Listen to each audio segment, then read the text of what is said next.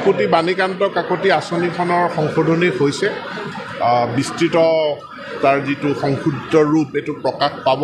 কিন্তু অহা বছৰৰ পৰা কোৱা হৈছে যে অকল 80% পোৱা ছাত্ৰ ছাত্ৰীয়েহে বাণীকান্ত কাকতি বঁটাৰ অধীনত স্কুটি লাভ কৰিব। আজি মাজুলী জিলাত আমি শিক্ষা বিভাগৰ অধীনত আনন্দৰাম বৰুৱা বঁটা আমি প্ৰায় 151 গৰাকী ছাত্ৰ ছাত্ৰীৰ বাণীকান্ত কাকতি বঁটা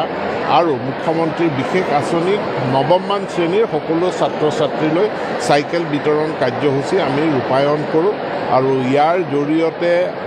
আমাৰ যিটো ছেকেণ্ডেৰী এডুকেশ্যন মাধ্যমিক শিক্ষা খণ্ডত ছাত্ৰ ছাত্ৰীসকলে এক ডাঙৰ ছাপোৰ্ট চৰকাৰখনৰ পৰা লাভ কৰিছে তেওঁলোকৰ শিক্ষাক আগুৱাই নিয়াৰ। কাকতি বাণীকান্ত কাকতি আঁচনিখনৰ সংশোধনী হৈছে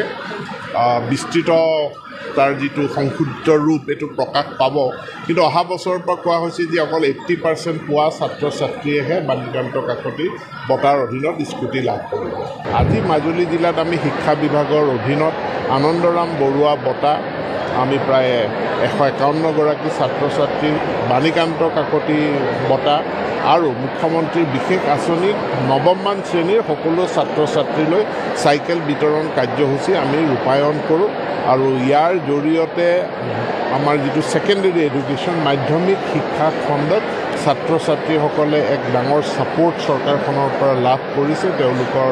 শিক্ষাক আগুৱাই নিয়াৰ।